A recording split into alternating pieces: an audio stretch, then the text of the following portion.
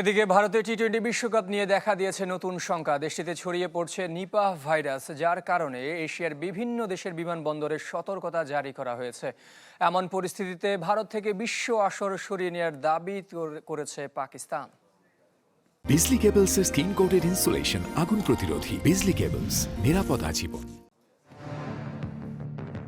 নতুন শঙ্কায় টি-20 বিশ্বকাপ এবার আর রাজনৈতিক নয়, কারণটা পুরোপুরি প্রাকৃতিক। পশ্চিমবঙ্গ সহ ভারতের বিভিন্ন প্রদেশে ছড়িয়ে পড়ছে নিপা ভাইরাস। তাতে আতঙ্ক ছড়াচ্ছে বিশ্ব আসরের আয়োজক দেশটিতে।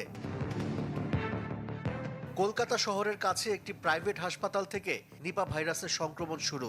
একজনের মৃত্যু হয়েছে, ইতোমধ্যে অন্তত 100 জনকে কোয়ারেন্টাইনে রাখা হয়েছে। সেই হাসপাতালের একজন নার্সের অবস্থা আশঙ্কাজনক।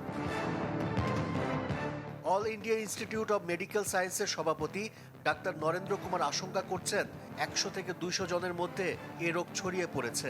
নিপা ভাইরাসের কোনো ভ্যাকসিনও নেই, তাই ভারতে কোভিড-19-এর মতো পরিস্থিতি তৈরি হতে পারে। থাইল্যান্ড, নেপাল, ভিয়েতনাম সহ এশিয়ার বিভিন্ন দেশ বিমানবন্দরে সতর্কতা জারি করেছে। ভারত থেকে আসা যাত্রীদের পরীক্ষা নিরীক্ষাও করা হচ্ছে।